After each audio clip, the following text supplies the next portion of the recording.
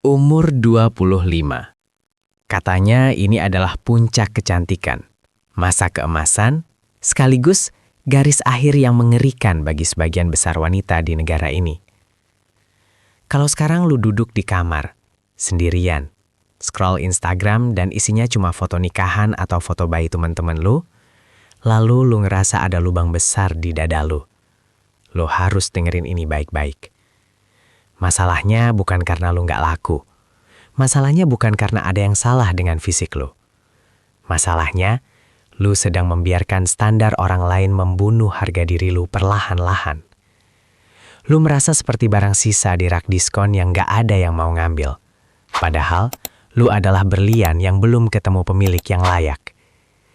Setiap kali ada acara keluarga, pertanyaannya selalu sama. Kapan nyusul? Si Anu udah punya anak 2 loh. Jangan terlalu pilih-pilih, nanti keburu tua. Kalimat-kalimat itu masuk ke telinga lu, nembus ke jantung, dan bikin lu mikir kalau hidup lu gagal total cuma karena jari manis lu masih kosong. Lu mulai merasa tertinggal. Lu ngerasa hidup lu stuck sementara dunia terus berputar. Tekanan ini bukan cuma soal cinta, tapi soal rasa malu. Lu malu dianggap nggak laku. Lu malu dianggap terlalu ambisius. Dan akhirnya lu mulai mengasihani diri sendiri. Lu terjebak dalam fenomena yang disebut social comparison theory. Lu membandingkan halaman belakang lu yang berantakan dengan halaman depan orang lain yang sudah diedit pakai filter kecantikan. Secara psikologis, otak manusia itu dirancang untuk mencari rasa aman dalam kelompok. Dulu, ditinggal kelompok artinya mati.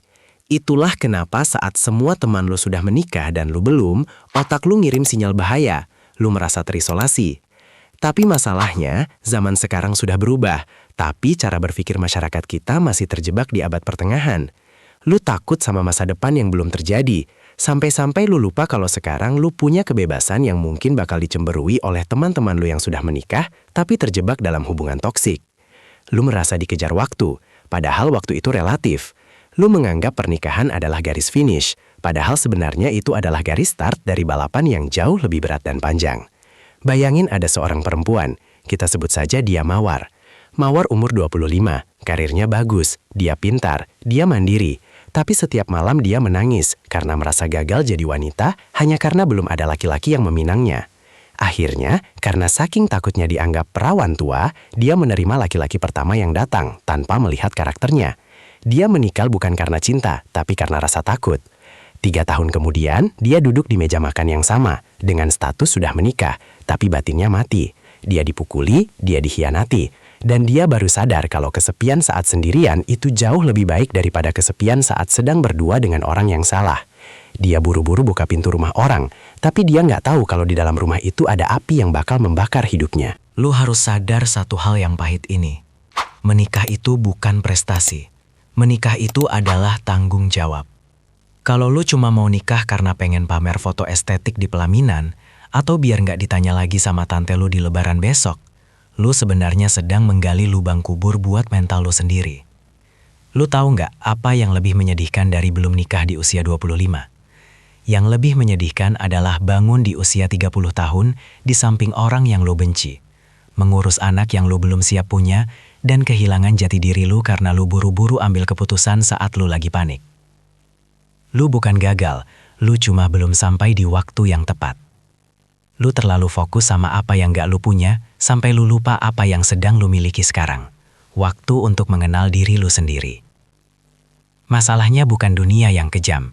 Masalahnya, lu terlalu ingin disukai semua orang.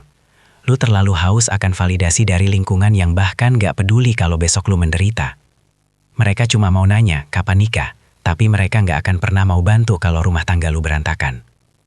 Berhenti melihat pernikahan sebagai trofi. Mulailah melihatnya sebagai kemitraan yang butuh kesiapan mental, finansial, dan spiritual yang matang. Umur 25 itu bukan akhir dunia. Itu adalah usia di mana otak prefrontal cortex lu baru benar-benar matang sempurna. Lu baru mulai jadi manusia yang utuh. Kenapa lu malah mau menyerahkan kebebasan lu itu cuma karena omongan tetangga yang bahkan cicilan motornya aja belum lunas? Cara mengubah mindset ini sederhana tapi berat buat dilakukan. Pertama, kurangi penggunaan media sosial. Kalau itu cuma bikin lu merasa rendah diri. Algoritma nggak peduli sama kesehatan mental lu. Dia cuma peduli sama perhatian lu. Kedua, investasikan waktu lu buat upgrade diri. Belajar skill baru, bangun karir, perbaiki ibadah, dan cari tahu apa yang sebenarnya lu mau, bukan apa yang orang lain mau dari lu. Ketiga, buat standar yang tinggi untuk calon pasangan lu. Jangan turunkan standar cuma karena lu merasa dikejar umur. Biar dibilang pilih-pilih daripada salah pilih. Karena hidup lu itu bukan milik netizen atau kerabat lu. Hidup lu itu tanggung jawab lu sendiri di hadapan Tuhan. Jadilah wanita yang bernilai karena kualitas diri lu, bukan karena siapa suami lu. Kalau lu nggak bahagia saat sendiri, lu nggak akan pernah bahagia saat berdua. Kebahagiaan itu dikonstruksi dari dalam, bukan dicari dari luar. Jangan pernah biarkan rasa kesepian menuntun lu ke pelukan orang yang salah. Ingat, lebih baik menunggu lama untuk hasil yang sempurna, daripada buru-buru untuk hasil yang hancur berantakan. Hidup lu bukan balapan lari, hidup lu adalah perjalanan.